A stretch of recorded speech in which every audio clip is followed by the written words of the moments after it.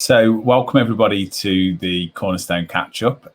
This is our second of our new formats where we are spending more time sort of diving deeper into some of the issues around housing and homelessness. And we're really glad that this time we're joined by Carly Jones, who's the CEO of SIFA Fireside.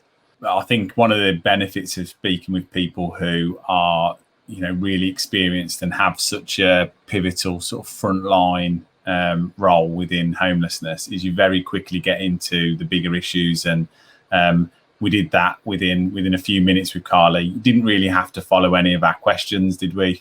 No, not really. What's interesting about Carly, her experience in Cyphers as well, is the depth of experience that she's got, I suppose, from being a charity CEO, obviously sort of politically semi-influential there in terms of the position of the organisation in the city of Birmingham, but equally a lot of that frontline experience. And it's interesting to have people sometimes that do that top to bottom piece and know that full picture. So it's I think it's a really good episode. I think people will enjoy it.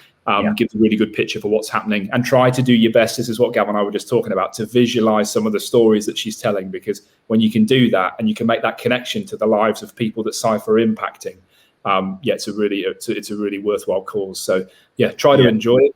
We'll go over to Carly now, and she'll tell you a little bit more. Well, welcome to the Cornerstone Catch Up, Carly. Really good to have you on. And I know, when did we last meet? It was we came over to see you, didn't we? At some time in, I want to say 2019. It feels about like 10 years ago with the last year we've had, but I think it was around then. I think it was. Yeah, I think. Because it was you were just looking at housing first, weren't you, and exploring that model. I think that's where we sort of first came into contact. So it does feel like about a million years ago since that all happened. Yeah, totally bizarre. That was very early days of Joe joining as well. I think Joe had only just joined, and we got him out of his camera, and he was keen to filming. So I think we did a little one. It was like almost like an interview, wasn't it, with the camera in your face? So pretty uncomfortable. It was good. We must have made an impression, Carly, because you've come back to join us for a Cornerstone Catch Up. So thank you for that. Yeah, well, no, the impression was very good, and it was my pleasure actually to meet you guys. I was really glad to make the contact. So it was great, and obviously happy to be here today with you. Fab. Thank you. I mean, what I suppose we cover it off in terms of when we introduce the Cornerstone Catch Up, but we're really trying to focus more on people who I suppose are involved in the issues around housing on a daily basis. And I know I put it on the email that I sent out to you, Carly, but you were right at the top of the list in terms of people wanting to speak to, just because I feel like in terms of somebody who understands the challenges that people face, and somebody who's sort of very established in terms of the local presence and what it means for West Midlands and most specifically Birmingham. You were right up there for us to speak to. So thank you for agreeing to come on, and we'll grill you with loads of awkward questions now. So just thank you for that.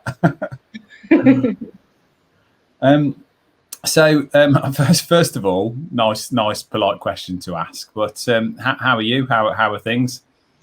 I'm pretty good, except for actually my boiler has just broken down, so I'm going to get a new boiler put in.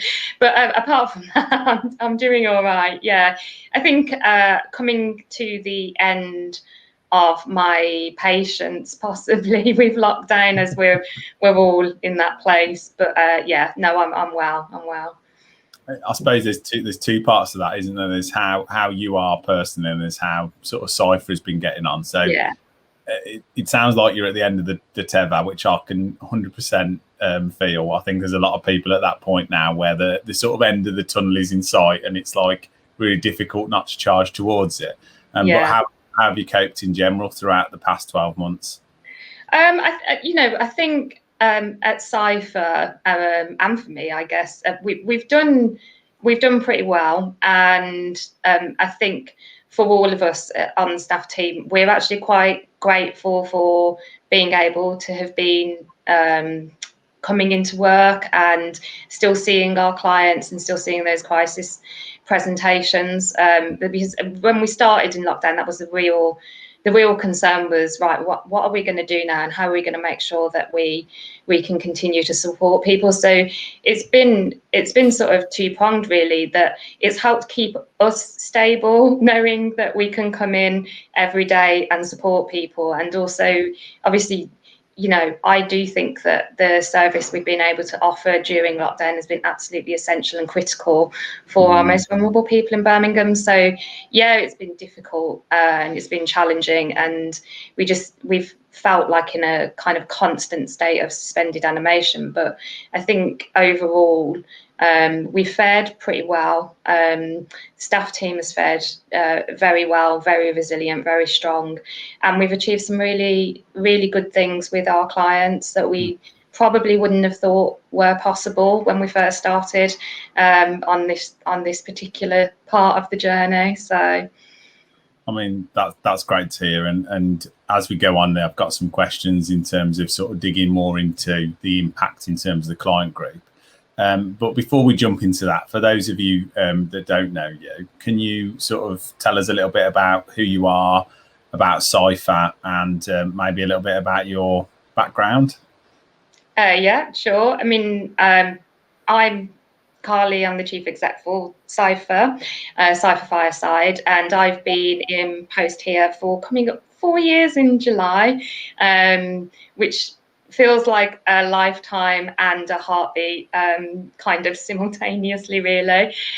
So obviously, my role really since I joined Cypher has been to try and ensure that we established ourselves as a sort of key service for people who are homeless and vulnerably housed in Birmingham, whilst maintaining this real sort of sense of compassion and identity with our client group, and a really strong sense of professionalism and credibility alongside that, and taking us through quite a lot of change actually to achieve that, but retain our heart and what we were originally established for back in the early 80s, because we were two organisations. So we were Cypher, which was supporting independence from alcohol, and Fireside, which was the sort of more of a soup kitchen based service and that focused on social inclusion. And about 12 years ago, we merged into one organisation. And so now what we offer is a sort of broad range of services to anybody really that is experiencing challenges and difficulties. So we work at the crisis end of things with rough sleepers and people that are quite entrenched and not ready to engage, through practical support, you know, the meals, the showers, the care of address, safe document storage, all of those things. But we also take people through then to recovery as well. So what does your identity look and feel like for you once you move out of that experience of being homeless? How do we help you to sustain your tenancy? How do we make sure that actually you're living a life that you feel is a life that you want to live and isn't focused on your day-to-day survival? Where's your next meal going to come from? How are you going to clothe yourself in the next month, and all that type of thing? So trying to keep people really recovered and well, and feeling a sense of being able to contribute to their local community.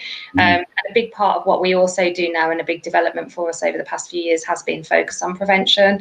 So we also have the Adult Support Hub at Cypher, which is very much about getting upstream with people before they hit that crisis point. So that's what sort of Cypher does. How I got into all of this is probably a pretty brief history, really.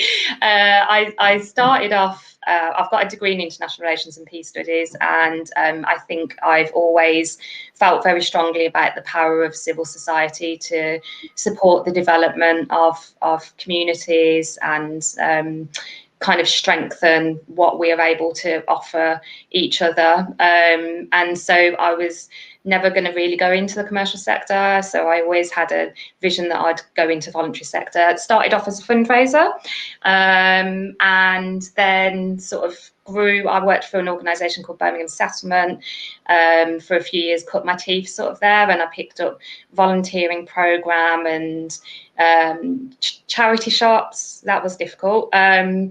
Volunteering, what else did I do? Comms there, and I did the fundraising as well.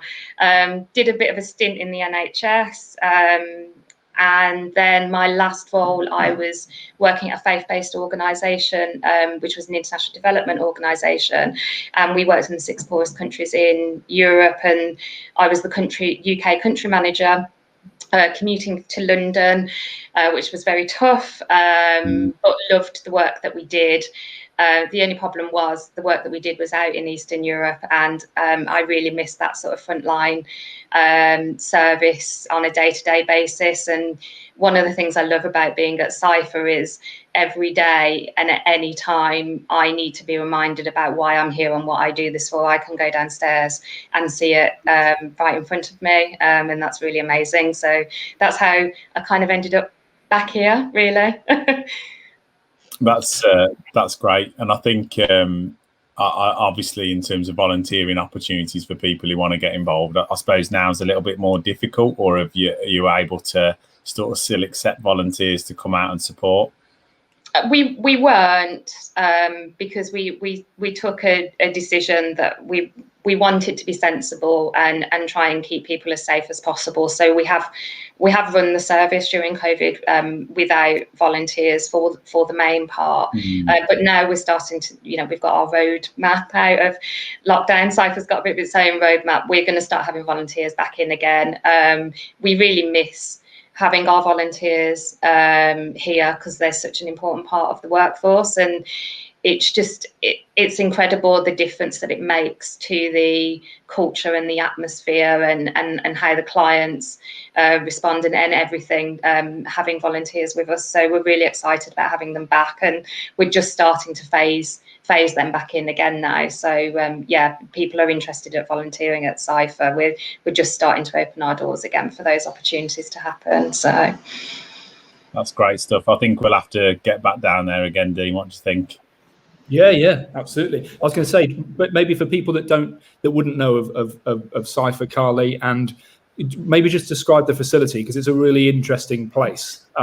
It's not something, I mean, the way we sort of came into the social housing homelessness market, I suppose, naively didn't understand the nature of organisations like yours when we first started out, and coming down and having a walk around the facility and looking at what was available to people was really eye-opening. You mentioned about the document storage, and that stuck with me because it's one of those things that you don't automatically think of, which is, hang on, if you are an entrenched rough sleeper, where do you get your post? Where do you keep your passport?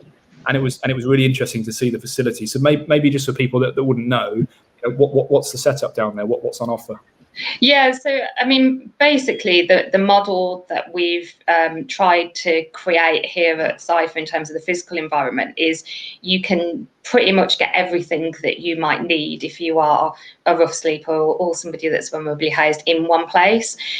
So what we have is the building that we occupy is actually a former taxi garage, and we renovated the space several years ago to be sort of purpose built for our needs, or for our clients' needs, I should say. So we've got, as you were saying, Dean, things like with a safe for people to store their documents. When people come through the doors, there's a reception where they can also access their posts. So we've got like an alphabetized, kind of like what you'd see in an apartment building system, where there's post boxes for people to be able to sign in and out their post. As you come through the doors, you sort of enter into quite a vast space, really, where we before COVID, we're probably seeing about 140, 160 people a day, and that's the main sort of communal area. There's kitchen facilities. We've got an industrial style kitchen, so where we can serve our breakfasts and lunches. We have a clinic room where our primary care health services take place from. So we've got optician, nurse, a prescribing nurse, podiatrist. We've had a dentist as well. We've got men's and women's showers, accessible toilets as well. We also have quite a significant clothes store, and then we have meeting rooms and key working rooms all coming off that space for our partners to deliver to. So recovery services like CGL, Birmingham Solihull Mental Health Foundation Trust, various other partners that can support our client group can come in, use our space in a place where our clients feel safe, in a place where our clients trust. So it's big.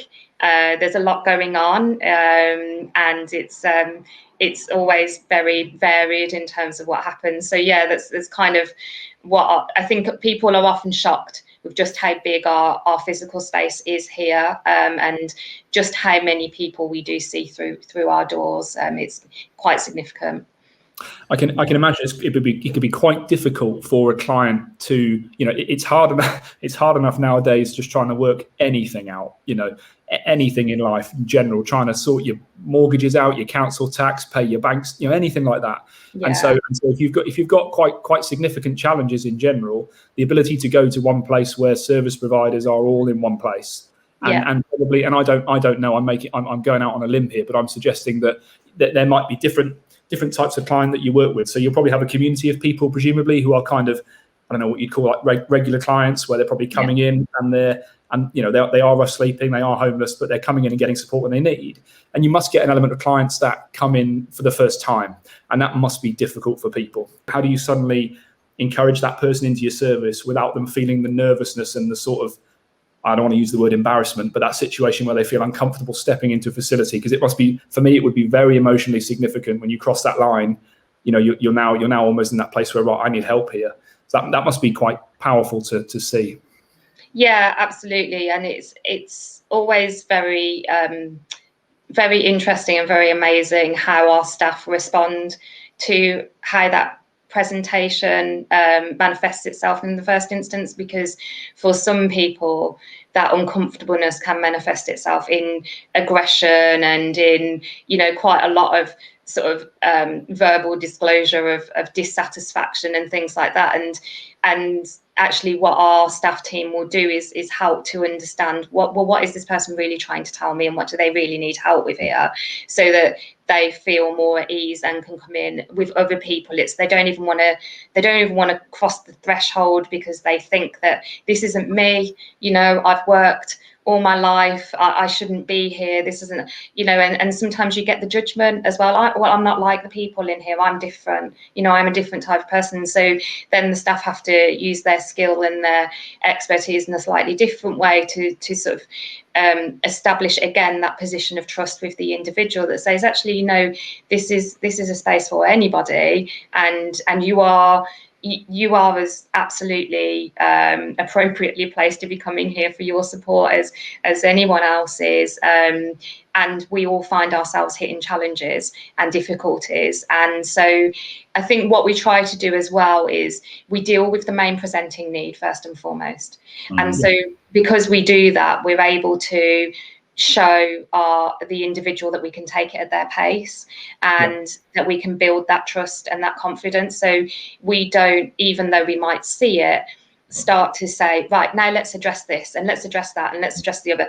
If that client is not yet ready to say, actually, I might need help with my drinking now, or I might need help with my mental health now, we work with what they need first and foremost, and then we start to build in all the other things. And that really helps somebody when they first present. What they hear is, I'm going to help you, and I'm going to help you with the thing that you're telling me you need help with, not the thing that I think you need help with, which is kind of a different way of looking at it. So it's what we try to do, and hopefully we are able to do that with most people.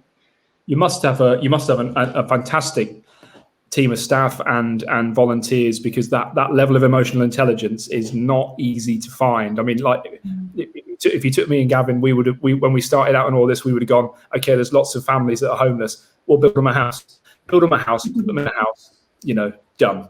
And that just isn't the case. And we've learned that more and more and more, but it's difficult, isn't it? It's difficult when and you must get volunteers that, I mean, I would definitely frustrate you as a volunteer if I came down. Because let's fill this out, fill that out, and you're on your way. But the fact is, it's deeper than that, isn't it? It's more significant than that. And I think that effort to take it at their own pace is a real credit to the organisation, I think. Yeah, it's something that we're very very proud of, and is very much at the heart of Cypher. And, you know, when I was talking earlier about my sort of role and coming in to try and manage that balance between being genuine and sincere and showing people compassion with wanting to be professional and credible and taken seriously, you know, it's quite hard sometimes to get that balance, but it's absolutely what Cypher is all about. You know, we have people that come in, that there's one client that comes in here at the moment, he's been coming in for probably about the past 8 months. He does not say a word. He doesn't say a word when he comes in. He comes in, he has his breakfast and he has his lunch and he's rough sleeping and he goes again. And we're waiting, and we do a little bit every day with him, and we try a little something every week, you know, but we wait and we are taking it at his pace because he's not ready yet. So we're here for what he needs at the moment. And at some point, we hope that he will be more ready. And we put the markers in, and, you know, we do sort of the gentle reassurance and sort of suggestions, but that's it's at his pace. And his choices are his choices, and we're just here to open up what those choices look like, not tell him what he should be doing and how he should be engaging. And it's such a unique thing about Cypher that makes me very privileged to be part of the organisation, that it holds that very dear. So yeah, that's really interesting, and it's something that really stood out for me when we visited, was this principle of I don't know if it's the right terminology, but sort of almost unlimited chances, where it's not a case of, okay, 3 strikes and you can't come back again. And I remember being told a story about, you know, if somebody's in a situation where their behaviour is affecting other people, it might be a case of, okay, sort of go away today, but you're still welcome back. And that was one of the principles that when we were sort of building out what we do at Cornerstone, me and Dean spoke about. Wouldn't it be great to be in that situation where we could offer that tolerance that was much broader, that allows people to make mistakes but not be sort of punished forever for them. And that was a principle I think was really, really refreshing to see, because everywhere else you don't get that. You get rules, and if you break the rules, then there's consequences, and that's the end of that. There's almost no second chances. Yeah, definitely. And I think, you know, you were saying, Dean, about how difficult it is for that first presentation sometimes, and it is incredibly hard for some of our clients to make that first step. But for some of our clients, it's even harder to make that second, third, fourth step, you know, to keep coming back into our service when they do go back and make mistakes, or, you know, there are slips or lapses, and actually the incredible strength it takes and courageousness of our clients to come back in and say, you know what, I had a slip. I mean, we had somebody recently who was doing absolutely brilliantly after many, many years of mental health issues, offending, quite, you know, significant drug use, and he was doing his steps and he was in accommodation and doing really well, and he had a slip. And the first thing he did when he had that slip was come to Cypher the next day and ask for help to get himself back on track. And it's, you know, and it is because of that approach of that striving to say, actually, you will not be defined by the mistakes that you make, because people, they need that crutch, don't they? And they don't always get it from family networks, or sometimes it's too hard for the family because the behaviour can be very damaging at times. But Cypher's in a position to not judge and not have to have any of that very significant emotional connection in the same way. So we can be that space where you can just keep coming back. Is that based around a particular model, Carly, or is it just this is the way that Cypher is, and it's built up over time from the team that have sort of been brought together? I think it's a bit of a blended approach, I would say. I mean, obviously we take strengths-based approaches to support and those types of models. You know, we're all PI trained, psychologically informed environments. We've done all of that training. So all of that comes into play in terms of how we approach things. But the other thing I would say, you know, is that our founder, Fireside's founder, was sort of Sister Sabina, this very prominent figure in Birmingham who started Fireside, and she was like formidable and absolutely unbelievable in her passion and her commitment. And I just think that stayed with us.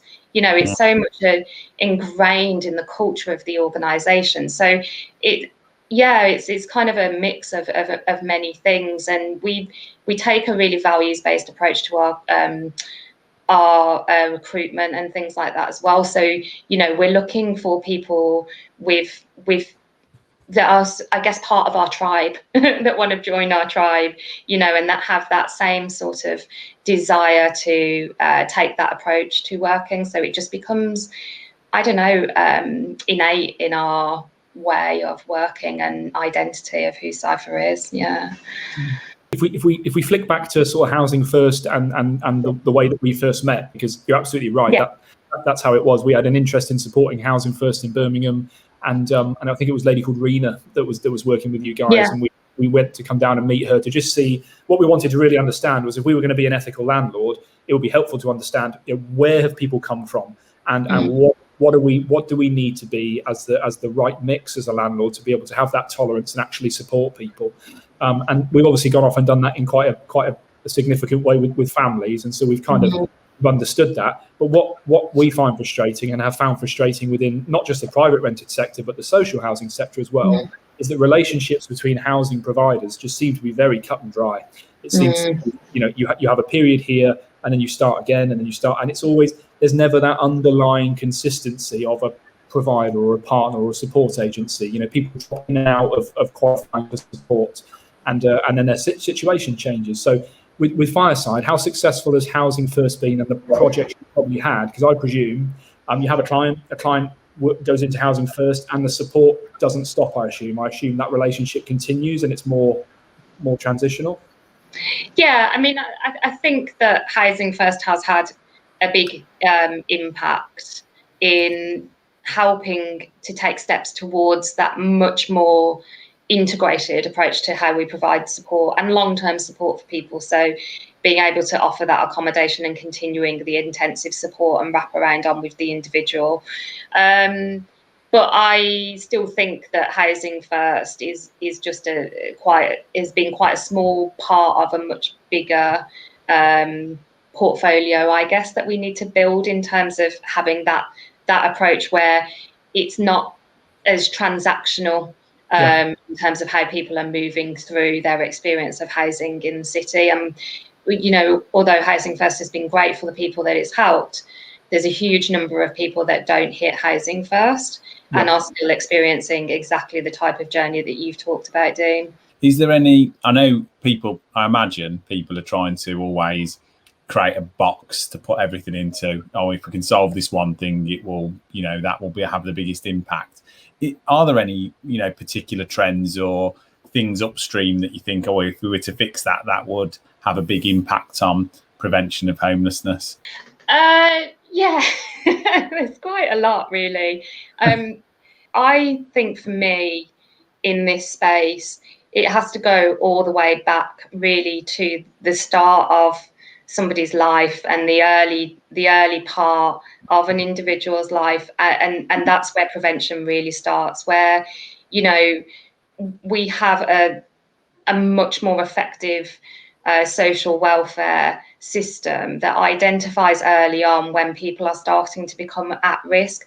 And I'm even talking about childhood here, where, you know, when we don't pick up safeguarding concerns in the way that we should, where we don't support parents that are struggling until they start to hit crisis, these are all the people that later down the line become at risk of being homeless. And so I do think that if we could get a better handle on it, really effectively identifying when somebody might be at risk of becoming at risk rather than being at risk, that would be great. I mean, all of our services at the moment are you know, sort of social care services. They're just so geared towards crisis response, you know, and if we don't pick things up and make sure that young people early on in their lives are given the right kind of support when things are starting to fall over for them, then they are the people that experience homelessness much further down the line. So for me, that, and I know that that's quite sort of up there in terms of being able to solve, but that is the thing that we have to do. I think that's what's at the heart of all of this. That is long term, though, isn't it? Yeah, of course. You're talking about intervening in the life of children, so that in the next 40, 50 years, it designs its way out. But that's a vision.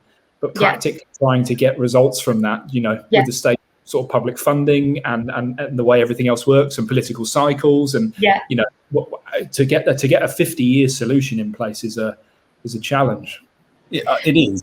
But I think, sorry, I'm chipping in, but this is when we know we're in proper catch-up mode. When we want to talk is, we've got a 50-year plan for climate change. That's okay, but that's where we can see we're going in a particular route. But I think we should absolutely surely have that same sort of vision in terms of this. I don't know if, and it'd be interesting to get your perspective on this, Carly. What drives the agenda? Is the agenda driven by, one, what looks bad, what looks worst, and two, what costs the most? Because that's my sense in terms of if there's a big sort of public spend on something, then that becomes the priority to fix, rather than necessarily saying, well, we'll put up with this or we'll work out this, but we'll also focus on further upstream in fixing these problems. Because like you say, the payback period, like what Dean's talking about, is in 30, 40, 50 years time. So where do you think what do you think drives the agenda in terms of what's being focused on?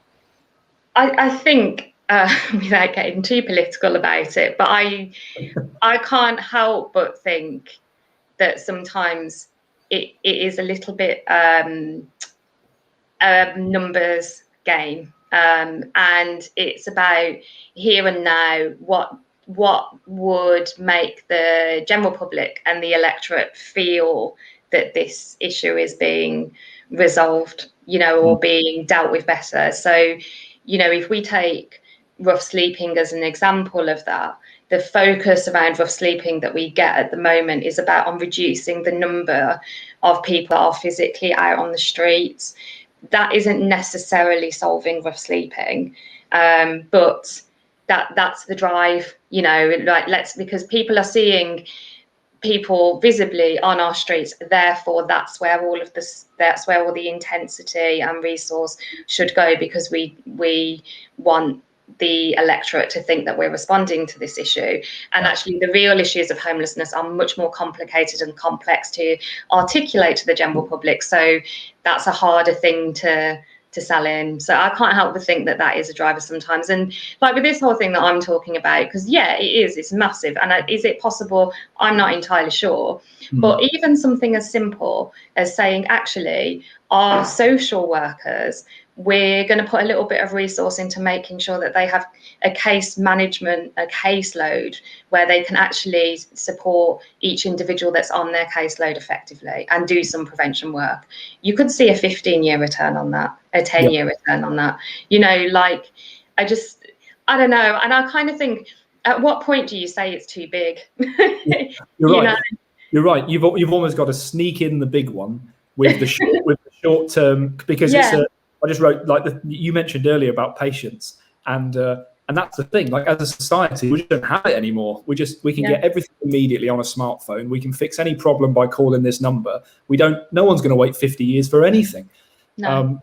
People are just and so lockdown has just exacerbated that, and people are just fed up of waiting in general as a concept. So you're right though, but yet we still have to do everything on a day-to-day basis. So if you can break it down and you can put those sort of instant fixes in place that get you the results and then you just got to play the game long enough, haven't you? And hopefully keep that satisfaction for people, keep people engaged, so that in time it turns. We talked to a guy the other day that is part of a community group, and they were talking about having a 500-year plan, which I just thought was an awesome concept. And the idea was, let's set this scheme up and set this project up and set it up from the user's perspective, looking back and going, what were our ancestors like? Like you mentioned earlier, the founder of Cypher, what did they want when they set this thing up? And that isn't in 10 years. We're talking hundreds of years in the future. you've got to be special to think like that, you know, and you've got to be even more special to actually commit to that kind of plan, I think. Yeah, definitely. I think it's maybe sort of parking the agenda a little bit in terms of that piece, what we're talking about in terms of, oh yeah, we need to get some figures now, and it's really difficult when that is so present, because you could look at that and say, well, you know, if you had a choice between helping the 140 to 160 people that are, you know, coming in to see you on a daily basis, or you had to shut the door and say, or we're going to reinvest all of that into going further up the cycle, that would be an impossible choice to make, because people are suffering now. And I've always been a real feeling that, you know, it can't be either or, it's got to be both. That's what we try and, you know, in terms of what we try and do, the principle is that make the situation better now in terms of what people are experiencing, and utilize that to reinvest into, you know, longer term solutions and breaking cycles and all that sort of stuff, because then effectively you are sort of channeling. I've tried to come up with a perfect analogy for this, but I don't think there is one. But I think of it like harvesting rainwater on a building, where, you know, rather than it sort of raining, it just going down the drain, instead you're harvesting it and you're putting it into basically to be reused, and you're doing both positive things. So that's what we try and do, but it's like, it's so difficult. It is so difficult when you're presented with challenges there and then. And I don't, you know, I suppose the Cypher approach in terms of that, like you was talking about the person who's sort of hasn't spoken yet, that could be 3-4 years. It could be, you know, until they will. So that takes an incredible amount of long-term perspective and resource and real belief that people will go through that. Totally hit the nail on the head, that it's that balance, isn't it? Like we've always said at Cypher, you just can't turn the tap off on people needing you right now. So however much you aspire for that thing that's down the line, that doesn't help the person that's here and now with no shoes on their feet and has been sleeping in a bush for the past 6 months, you know, like, and has had terrible trauma. That person, they need our response now. And so it's, you know, I think I am quite optimistic, I guess, and like to hope that as long as we keep having these conversations, we're reminded of both all the time, you know, and we have both in our frame of mind all the time, because actually you also can't sit in crisis. You know, you can't sit there in crisis and just keep responding to the crisis and wonder why you don't get anything else. So it's that duality, isn't it, of both to coexist that creates the real change ultimately, I think. In terms of the you know, that crisis and what you see now, I think our perception is, and when we first sort of entered into the world of social housing and homelessness, we approached it from a really binary way of, if you provide people with houses, problem solved, which I imagine is what a lot of people think, if they don't understand the complexity of the challenges that face people who are homeless. When the general public, aside from coming and, you know, volunteering with you guys and things like that, but when they encounter somebody who is potentially, you know, on the street, what would be the best way for them to feel like they're doing something practical? I think that the best way really is to try and encourage that individual to engage with support services that exist. So places like Cypher, I mean, we've got little cards that we use and we give out to people because they're often asking and they worry about, well, I don't want to give money, or I don't want to, you know, sort of do this, that, the other. So we've got these little cards that sort of direct people to Cypher and have our contact details on. So I think trying to show somebody that actually you're interested in what happens to them is good, and being genuinely interested, but also recognizing that whatever your interaction with that person is on that day is not going to solve their homelessness necessarily. So the best input that you can have is to try and just encourage them into those support services that can help. And people have had a lot of bad experiences sometimes with support services as well, and you will encounter that when you meet somebody who's rough sleep and say, oh no, I'm not going there, and things like that. So it's just, they need the reminder sometimes that actually maybe your experience will be different this time. If you go to this place and you do this, people using StreetLink as well is a really good way. You get the app on your StreetLink app on your phone, and there's the Rough Sleepers outreach team that exists across the West Midlands, which is able to go out and see that person, and they're specialists, and they often have sort of drug and alcohol workers attached to them and things like that as well. It's a really good way for people to do something constructive when they encounter somebody. Because there's huge complexity there, and that 5-minute conversation you have with somebody, the best outcome is that you manage to convince them to go somewhere that can help them. Yeah, that is a very good message, isn't it? That is a very powerful message, because I would have been guilty, like most people, of just giving money and think, and you do that. We talked about this a lot, haven't we, in terms of like the psychology of charity, and I think, okay, so I give someone £5 and I feel better. I feel like I've helped. I obviously haven't, in terms of what best practice is. I should have asked the question, had a conversation, tried to build some sort of relationship, and tried an element of signposting. And I may or may not have had success, but if 3 or 4 more people do that over the course of a few weeks, you could have given 25 quid, or you could have actually properly pivoted someone's life. But it's confidence, though, isn't it? It's confidence. People are afraid. People are nervous or embarrassed to not. I'm the same. I find it difficult sometimes to stop and say, do you do it, Carly? Do you walk past people, or do you have to stop? Do you go, it's my professional obligation? I definitely can't walk past anybody, but I have to say, and I say this to people quite a lot, because they really do feel that sense of embarrassment and nervousness. And honestly, this is chief executive of SIFA Fireside. So do I.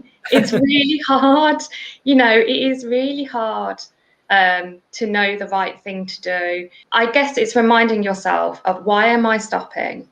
Am I stopping because I need to make myself feel better and I feel uncomfortable? Or am I stopping because I want to have a meaningful interaction with this individual, and they might not be very grateful for that meaningful interaction, but I'm doing that because it's the right thing to do. So, I think it's just, and I think people shouldn't feel guilty and shouldn't feel bad that they can't help. This is a really complex issue. Nobody expects a member of the public to stop somebody who is rough sleeping and be able to solve their problems there in a moment. It's okay to feel bad about the fact that you can't help, I think. The app sounds good. I was aware of StreetLink, but I haven't got it. But that sounds like that's the perfect way to presumably to do that, to have that little bit of intervention as a member of the public without necessarily the embarrassment. How many people know about that? I think it's fairly well known. I mean, it's kind of a national website and application that people can download. So it doesn't just exist in the West Midlands, it's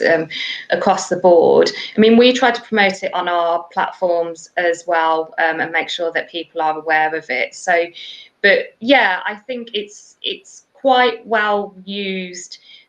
Perhaps if you work in the city centre or something like that, and you're looking, because you will encounter rough sleepers, so you look for, well, what could I do here? Perhaps if you're somebody that just comes into town shopping or something, you might not be as aware of it, but they will follow up with you as well, StreetLink. So if you ask to be notified, they will come back to you and say, this is, we went out to this person and they have been offered support. So you get that reassurance as well that you did something very constructive there, and that might have really change things for somebody in a short moment. So I like that. I think we'll make sure we put the link in to the app in the comments, so people can sort of get that and download it. What I also like, though, is the principle that you shouldn't feel bad about it, but I also like to think of it from the perspective of, if you feel like you should do something, it doesn't necessarily have to be that conversation that you have to have. I like to encourage people to carry forward that and think, what if I'm not comfortable doing that, what can I do? So if that's making a donation to Cypher and allowing you to carry on with your work, or if that's coming down and volunteering, like some of the team from Cornerstone, we came down, didn't we? And we did some sorting of clothes and sorting of toiletries and things, which was probably more comfortable for some people, because it wasn't necessarily, sort of interacting. And so there's lots of ways you can help, I suppose, is what I'm saying. And I would encourage people, if they feel that awkwardness about doing that particular, having that conversation, channel that into doing something else that's helpful and productive. Because if you feel like you should be doing something, I almost think you should be, but it doesn't have to be that particular thing. Because to be totally honest about it, that's one of the reasons why one of the roots or one of the causes of Cornerstone was because I've always felt really passionate about helping people, and I know Dean's been the same. But our skills, my skills in particular, aren't with dealing with people on the front line. I'm not that person. Well, I say I'm not that person. I feel uncomfortable and I feel very nervous about it. But I'm really passionate about helping people. So I look at I suppose our thought process is we look at what can we do with our skills and with our resources to be able to be part of the solution.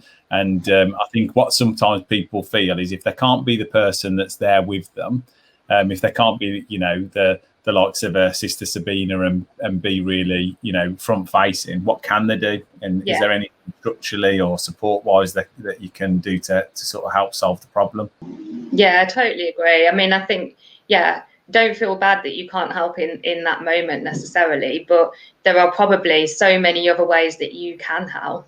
So, and at Cypher, there's no end of ways that people can get involved, and we have business strategists down to clothes sorters. It's whatever your skill set is and how you can apply it. And to be honest, likewise, as much as I really love the engagement we get with our clients, I know I'm not the right person to be a full-time worker, and I do this job because I want to bring some value and I want to make some kind of contribution, but my contribution is not on the front line, and I acknowledge that. So it's play to your strengths, I guess, and that will make you feel better.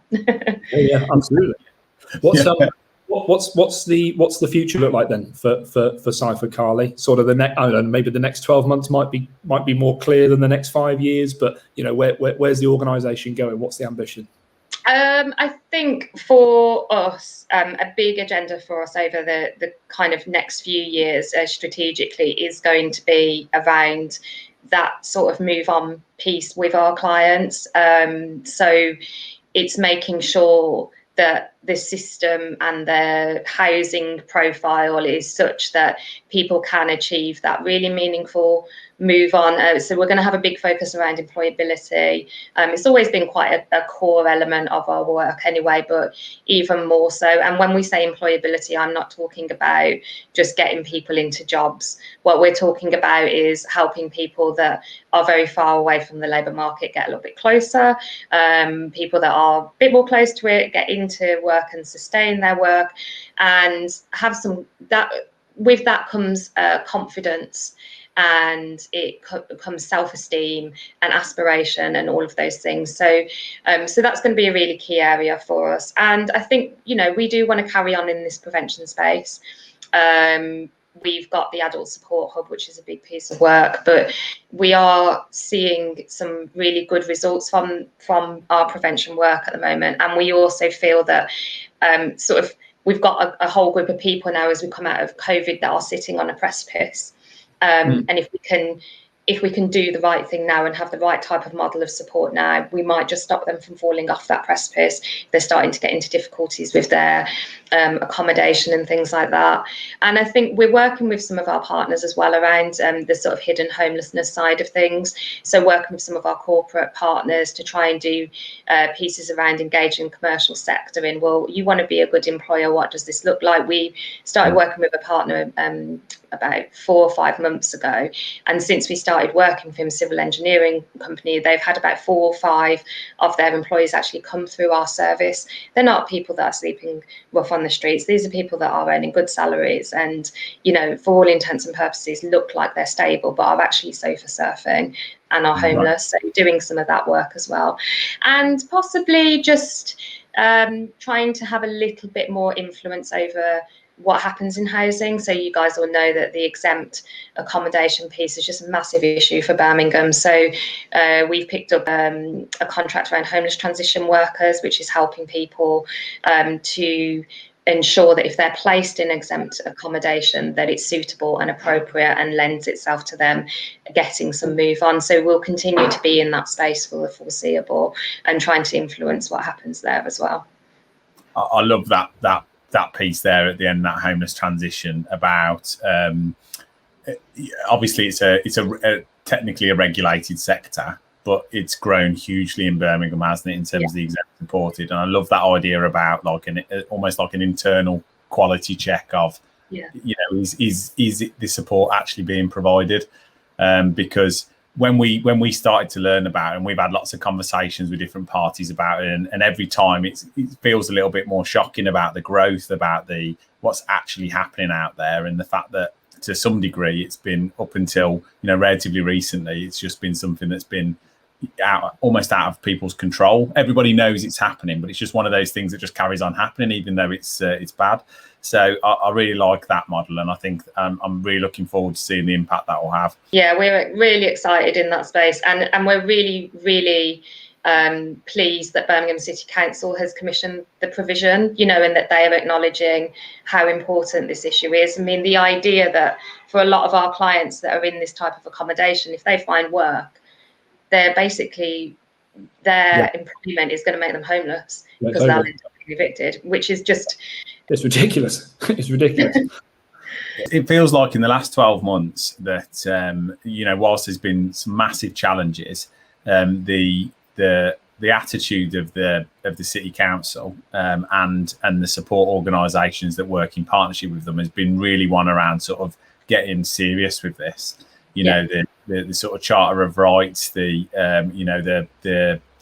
challenge to some of the existing providers that aren't doing things right. It feels like now that there's a team that are taking it really seriously, and we've had some conversations recently with the city council, and they've been really, really clear about what their objectives are regarding this area. So it's really nice to see that collaboration between the council with their sort of strategic journey, and also including the key providers in there.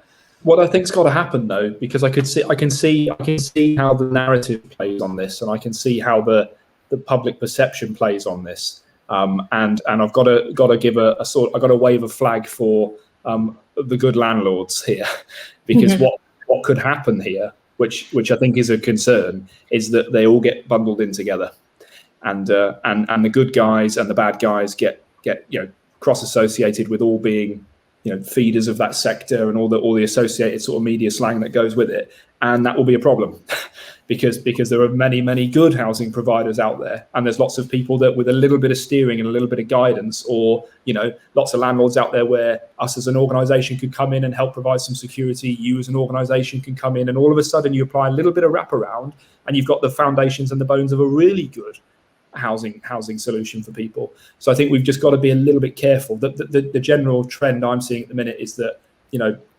Birmingham's in trouble. There's a big market. We're cracking down, and I just think we've got to be careful. We've got to be careful that we don't turn off the tap, because you're right about that precipice. This could be an opportunity, like you said, to make that definite impact for the next 50 years. But if we don't play it right, it could set us back quite far. So I think it's one that needs to be handled carefully.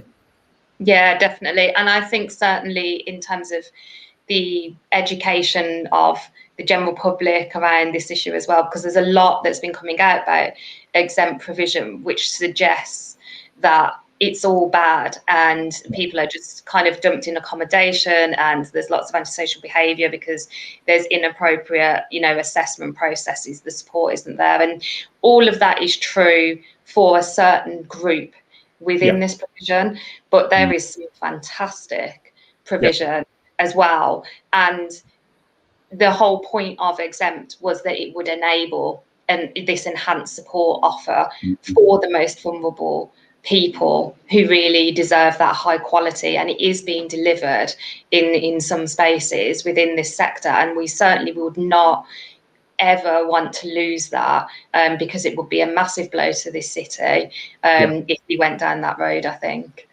Yeah, people generally want to do the right thing, They do. If they know what that is, and if you can set it up for them, and if there's a path of least resistance to the best outcome, that's your ideal solution. But if you make it difficult, if you make it hard, and if you tell people they're going down the wrong road, it's a difficult ship to turn. And that's a good analogy for landlords as much as it is for residents or clients of your service. You've got to make them want to go when they're ready, and you've got to make it as painless as possible. We see it all the time with the landlords that we work with, and coming out from being landlords in the past ourselves, it's complicated, it's difficult, and what you're looking for is support and guidance as to how to make it easier. And it's only getting more, everything's getting more and more regulated. There's more and more legislation. It makes it more and more challenging environment. And I think that's why people are just wanting to pass their properties off to some of these providers. So people are probably thinking, this solves the headache and I'm helping people. And they probably come from that position. Keeping on that deep that deep perspective. You've been working with Cypher for 4 years in July, you said, didn't you, Carly? Mm-hmm. In that time, do you think things have got generally worse, or do you think they've got better? Difficult one to answer, I guess. There are some things that have got much better, most certainly. So the fact that, we were commissioned to deliver an adult support hub, which is absolutely 100% focused around prevention, is brilliant. It's a brilliant thing for the city, and we're really pleased about that. And we've got an offenders hub and a youth hub now, and domestic violence hub. So those are really good things and really good steps that we've made. I think we have got a better handle on providing more intensive support for some of our most complex individuals. And when I say complex, I mean complex in terms of their support needs, not them as individuals, because I think we're all pretty complex, aren't we, really? But at the same time, I think I still struggle with the idea that we've got a system that we actually have to employ people called navigators to help our clients work through. And I haven't seen a reduction in the complexity of somebody actually working their way through that system successfully to be able to really get all of the support that they need. And so there's too much patchiness around that, and it's not, our system doesn't create successful outcomes because our system is successful. Our system can create successful outcomes because there are some really good individuals within it that do a really brilliant job. And we shouldn't really be reliant on that. The structure should work for us. And I haven't seen much change there. I think if anything, it's got worse. I think, we see much more around mental health presentations and people coming to us in mental health crisis now. And I think that's because it's so difficult to get the help that you need when you need it. To even pick up the phone to a crisis team is really hard, and that's not me saying that these teams are doing a bad job or anything like that, because they're not. They're doing a brilliant job, but they're so stretched and everything's so strained, and thresholds have gotten higher, and so that's difficult. I think that's the big thing that I would say around mental health. We have definitely moved into a not great space with just how many people that are experiencing homelessness have a presenting mental health issue as well that is being unaddressed for some reason. So in terms of key people then, Carly, who if you were to say, okay, here's some recommendations for who to bring next onto the catch up, it's going to be hard boots to fill, to be fair, because this has been really interesting. But, you won't struggle. who would you think we should be speaking to next? I don't know if you've got Dominic Bradley on your list, but I think he's a really good person to speak to, because as we were talking about the exempt stuff earlier, he's got a really interesting take, and obviously he Spring run the offenders sort of hub in the prevention end of things as well, so I think he'd probably add a good dimension. But I think somebody who may not be on your radar and who may not even thank me for making this suggestion, but who I think would be brilliant if she agreed to it, is Neelam Sunder, who's the programme manager for the West Midlands Combined Authority around homelessness. Incredibly knowledgeable and has a regional perspective on these issues, and I just think she'd be really good. Yeah, thank you for that. Well, I have already sent a note out to Dom, so I think he's going to come on a future one, which is great news. But it's good to have recommendations. I just thought to myself then, we should ask the people, because it's that connection piece, that network piece, isn't it, in terms of trying to gather that information. And it's fascinating. It's fascinating to be having these conversations, because the more consistent we see these trends coming out and these topics coming up, and having a bit of a free flow conversation within it, it just allows us to really focus in on what are the key areas. And for me, well, I think we've covered off quite a few. So I'm going to just lighten the tone a little bit, if that's okay with you, Carly, and just go with some quick fire questions. Okay. And then Joe can intersperse as we go through. So first thing you'll do when lockdown is fully over? I think we're going to have a Cypher social. Well, so we can come together and sort of celebrate that we made it. Yes, you did it. We got out the other side. Yeah, that's a good idea. Okay, so travel back in time or forward in time? Always forward. Don't even have to think about that. I think back, because I think because you get to live it all again. Like, you go forward. Have you watched what's that film, Click? Have you seen that? No, it's not the best film. Can he go forward in that though, or only backwards? Yeah. No, he goes forwards. He goes forward. But he fast forwards in his life. He basically fast forwards in his life. He doesn't go forward in time. He just skips part of his life, which is a bit depressing. But yeah. You made me see it completely differently now. Yeah. Yeah. So there you go. There's a recommendation. Live on a private island or a luxury forest retreat? I think luxury forest retreat at a push. It's quite difficult, that one. Yeah, it is difficult, isn't it? I don't fancy either of those, to be fair. Okay, here's a good one then. 10 foot tall or 10 inches tall? See, I do think this one's quite tough. I think 10 foot tall. 10 inches tall would be dangerous, first of all. Well, that's what I was thinking, because that surely, from a safety point of view, that's survival. That's very practical. Thank you. Carly's got a CEO hat on there, health and safety. Sustainability of the organisation. Definitely. Well, look, thank you, Carly. I'm conscious of your time, and we've overran. That's been really, really, really good to speak to you. Some fascinating topics, and I think I'd quite happily just carry on for another hour, because there's so much to talk about. But thank you, and thank you for your openness and for willing to sort of come on the Cornerstone Catch Up. It's really appreciated. Just quickly, Carly, for anybody listening, how would people keep in touch with Cypher if they wanted to get involved or drop you guys a note? What's the best way for them to do that? So we're on all the socials, Instagram, Facebook and Twitter handles at SIFA Fireside. People can get in touch with us through the website as well, which is www.cypherfireside.co.uk. And our phone number is 0121 766 1700. So people can always just give us a call if you want to talk to a human. We are all humans in here. So yeah, we can do that. I can attest to that. Very few.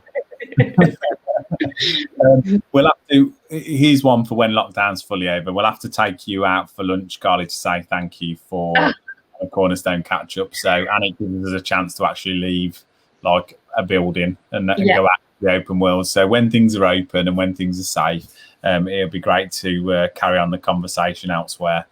That would be lovely. That would be lovely. But honestly, I kind of feel like I owe you lunch, the amount that I've rambled on. But thank you. No, far from it. And don't worry, Joe's a master at editing. He even makes. He's gonna need to be. Fantastic. Thank you very much.